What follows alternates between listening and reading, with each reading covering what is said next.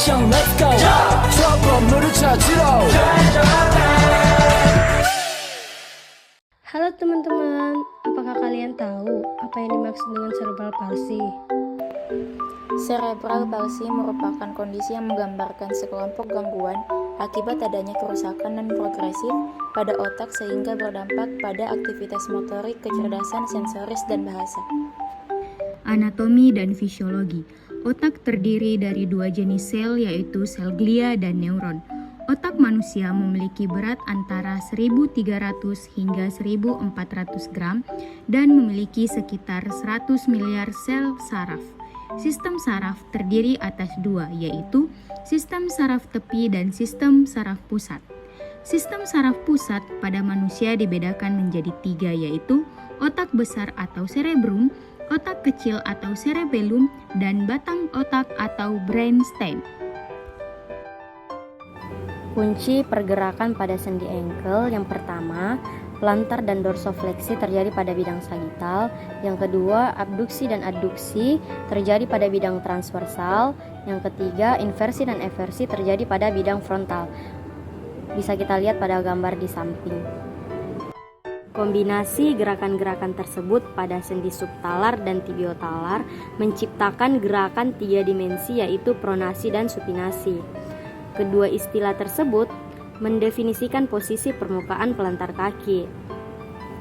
Selama supinasi, kombinasi dari plantar fleksi, inversi, dan abduksi menyebabkan telapak kaki menghadap ke medial, sedangkan selama pronasi, kombinasi dorsofleksi, eversi, dan abduksi memposisikan telapak kaki menghadap ke lateral. Keseluruhan pada bidang sagital antara lain 65 derajat dan 75 derajat, bergerak 10 derajat sampai 20 derajat pada posisi dorsifleksi hingga 40 derajat sampai 55 derajat pada plantar fleksi. Rentang gerak total pada bidang frontal kira-kira 35 derajat, di mana inversi 23 derajat dan eversi 12 derajat.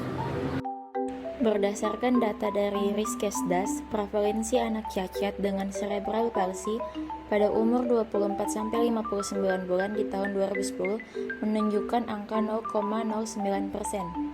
Dan berdasarkan jenis kelaminnya, penderita cerebral palsy lebih banyak diderita oleh laki-laki dibandingkan perempuan. Hal ini ditinjau berdasarkan studi epidemiologi. Namun untuk alasan klinis perbedaan tersebut masih belum dapat dipastikan. Etiologi dari cerebral palsy dapat dibagi menjadi tiga bagian, yaitu yang pertama pada masa prenatal, terjadinya infeksi obstetrik, asfiksia intrauterin, plasenta previa atau kelainan tali pusat. Yang kedua, masa neonatal atau perinatal, seperti hipoksia, perdarahan intrakranial, dan kelahiran prematur. Yang terakhir, pada masa pasca natal, terjadinya infeksi meningitis dan penyakit kuning. Berdasarkan studi kasus, pasien diketahui menderita cerebral palsy karena adanya riwayat kelahiran prematur, usia kehamilan 31 minggu, dan berat badan lahir rendah, di mana berat badan lebih rendah dari normal, yaitu 1.450 gram. Menurut Miller, pada tahun 2020 mengatakan terdapat beberapa klasifikasi cerebral palsy, salah satunya klasifikasi berdasarkan gejala klinisnya. Berdasarkan gejala klinisnya, CP terbagi menjadi 4 tipe, yaitu tipe spastik, tipe diskinetik, tipe ataksia, dan juga tipe campuran. Tipe spastik berdasarkan topografinya.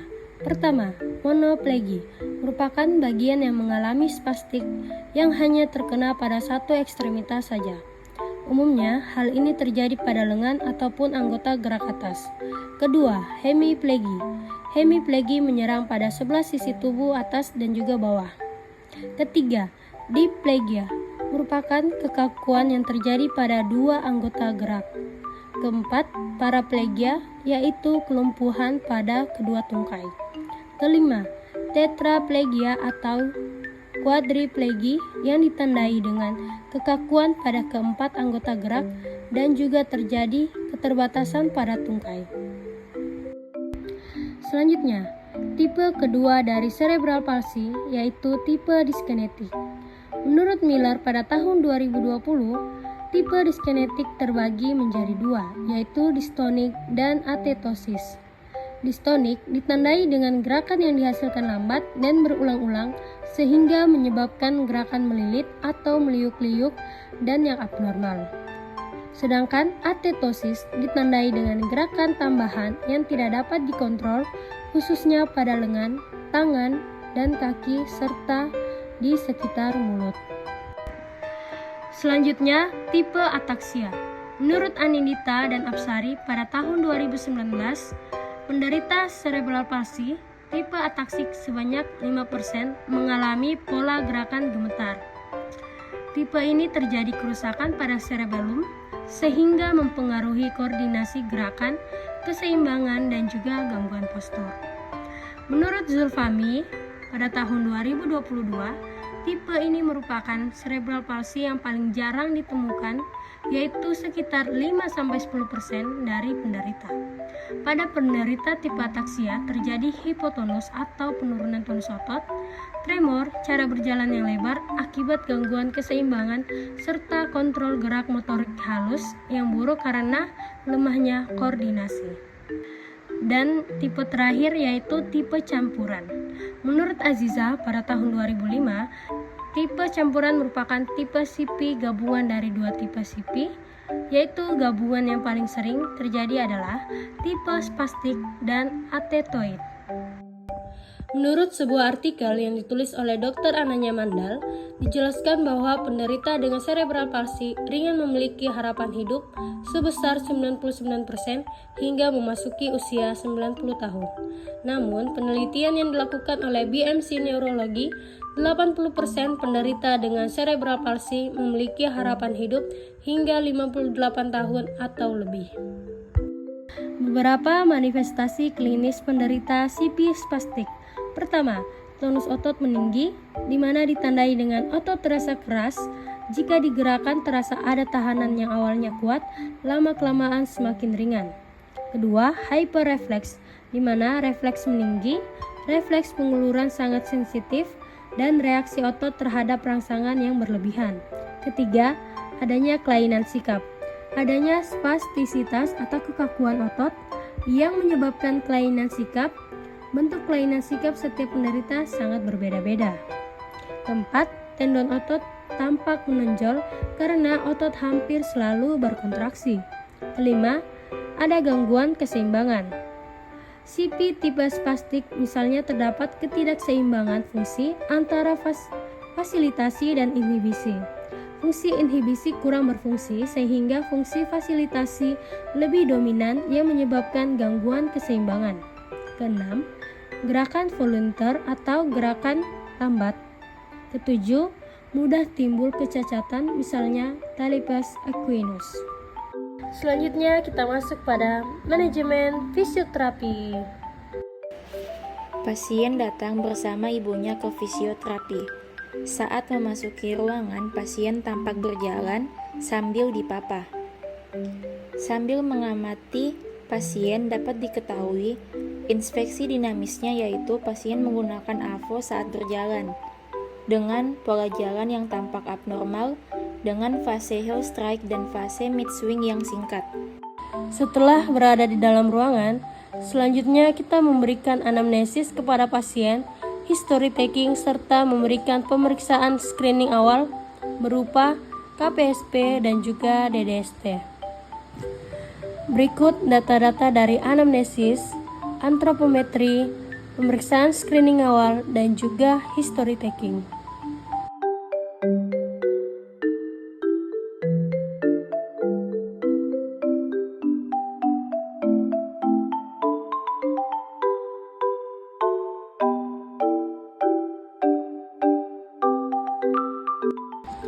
Selanjutnya kita masuk pada asimetrik. Pertama, inspeksi statis. Saat melakukan inspeksi statis, pasien memiliki bahu yang tampak tidak simetris dan kaki kiri yang tampak varus.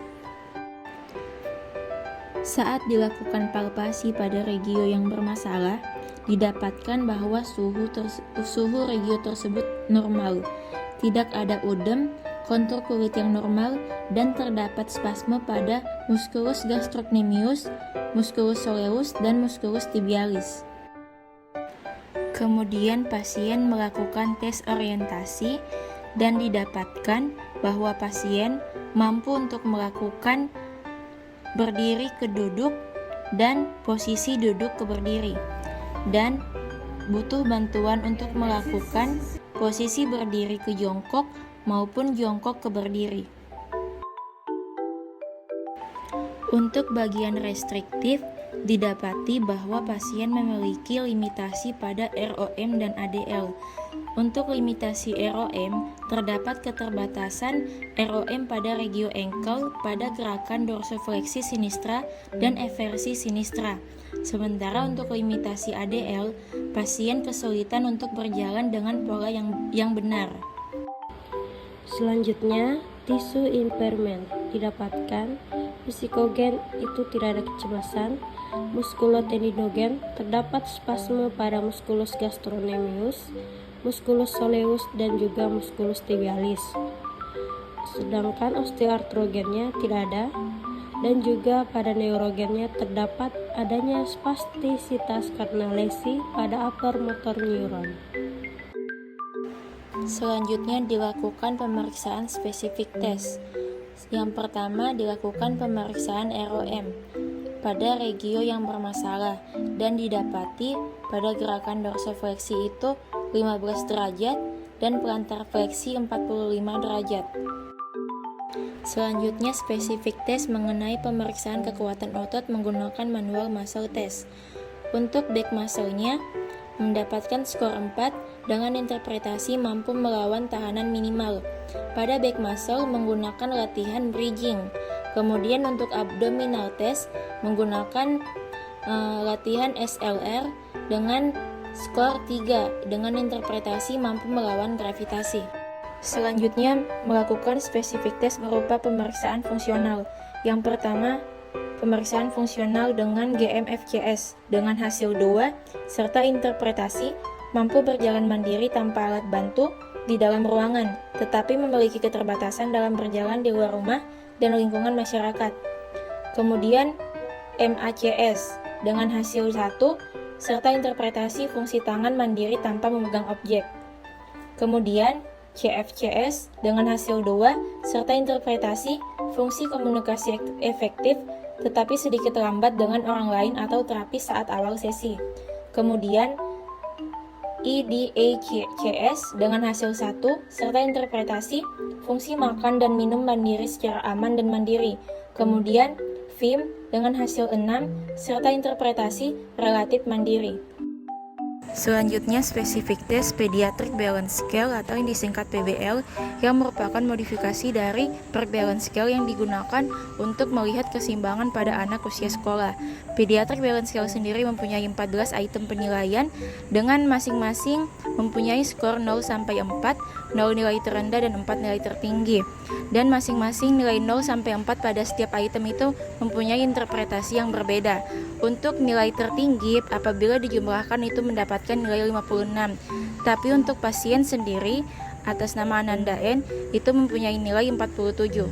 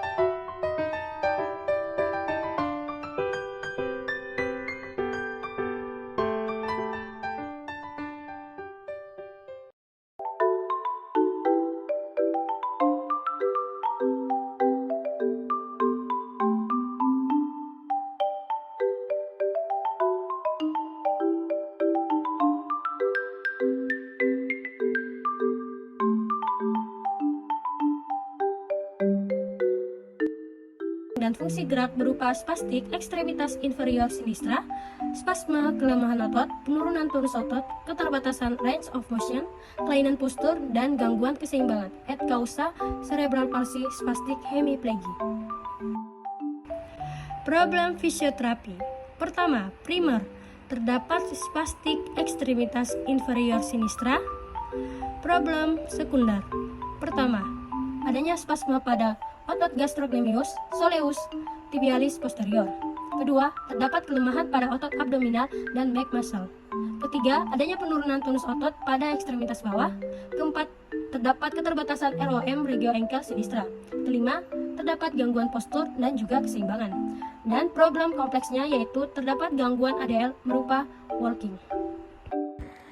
Tujuan fisioterapi. Tujuan jangka pendeknya yang pertama, mengurangi spastisitas ekstremitas inferior. Kedua, meningkatkan kekuatan otot dan juga tonus otot. Ketiga, meningkatkan keseimbangan, mobilitas postural, dan juga kontrol gerak. Tujuan jangka panjangnya yaitu meningkatkan kemampuan fungsional berupa berjalan, berlari, dan bermain bersama teman-temannya tanpa adanya keluhan dan juga hambatan. Untuk intervensi yang pertama yaitu massage pada lower ekstremitas pasien selama 5 menit. Selama pemberian intervensi, pasien diajak untuk menebak nama hewan dan warna untuk melatih kognitif dan respon dari pasien. Intervensi yang kedua yaitu pemberian stretching pada otot gastrok, soleus, dan tibialis posterior selama 2 menit, di mana 6 kali hitungan dan 2 kali repetisi. Intervensi selanjutnya yang diberikan untuk mengurangi keterbatasan ROM yaitu Promax Ankle, dilakukan selama 2 menit, di mana 10 kali hitungan 2 kali repetisi. Selanjutnya yaitu untuk mengatasi masalah kelemahan otot hamstring dan otot-otot core, maka dilakukan manual terapi berupa isometric exercise dan bridging. Frekuensinya setiap terapi, intensitasnya 10 hitungan 2 kali repetisi, dan waktunya 5 menit. Selanjutnya, untuk mengurangi kelemahan otot hamstring dan otot-otot core, diberikan sit to stand 10 cm dan memasukkan bola. Itu dilakukan selama 5 menit, 10 kali hitungan 2 kali repetisi. Selanjutnya, pemberian intervensi yang terakhir untuk mengatasi kelemahan otot hamstring dan otot-otot core yaitu pemberian strengthening lower extremity yang ditambahkan dengan gym ball selama 2-3 menit, di mana 10 kali hitungan 2 kali repetisi. Adapun permasalahan selanjutnya yaitu gangguan keseimbangan, di mana pasien diberikan intervensi berupa berdiri di ayunan jamur selama 2-3 menit, di mana 10 hitungan 2 kali repetisi. Masih dengan gangguan keseimbangan, pasien juga diberikan intervensi berupa berdiri dengan satu kaki selama 2-3 menit, 10 kali hitungan 2 kali repetisi. Intervensi selanjutnya untuk gangguan keseimbangan yaitu pemberian berdiri di balance board selama 2-3 menit, 10 hitungan 2 kali repetisi.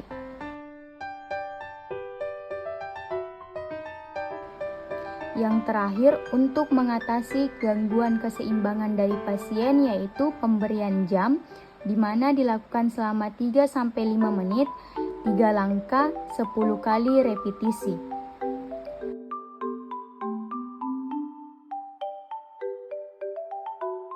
Setelah memberikan intervensi, maka fisioterapi melakukan evaluasi di mana tujuannya untuk mengetahui apakah adanya peningkatan dari latihan-latihan yang telah diberikan. Berikut hasil dari evaluasinya. Nah, selanjutnya home program, di mana home program ini diberikan agar si pasien dapat melakukan latihan-latihan di rumah.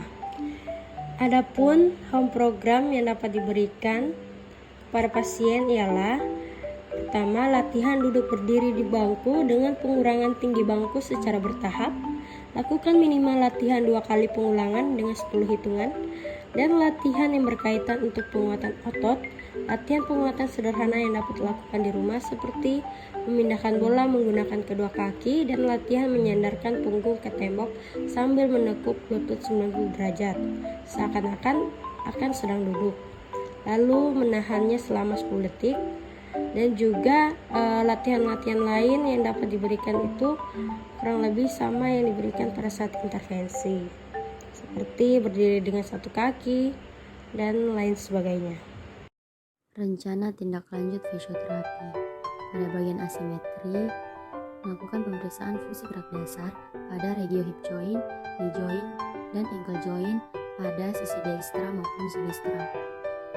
Pada bagian spesifik tes, yang pertama melakukan pemeriksaan ROM pada hip joint, knee joint, dan ankle joint baik dekstra maupun sinistra. Yang kedua, melakukan pemeriksaan fungsi sensorik yaitu sensasi sentuhan, rasa sakit, dan suhu.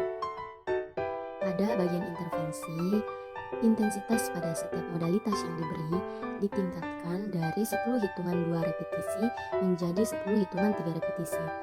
Ada juga beberapa tambahan modalitas seperti yang pertama pada bagian preliminary exercise, modalitas elektroterapi menggunakan infrared.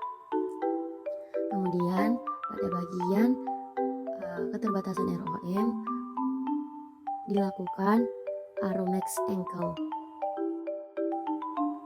Selanjutnya pada bagian ADL ditambahkan untuk exercise towel curl.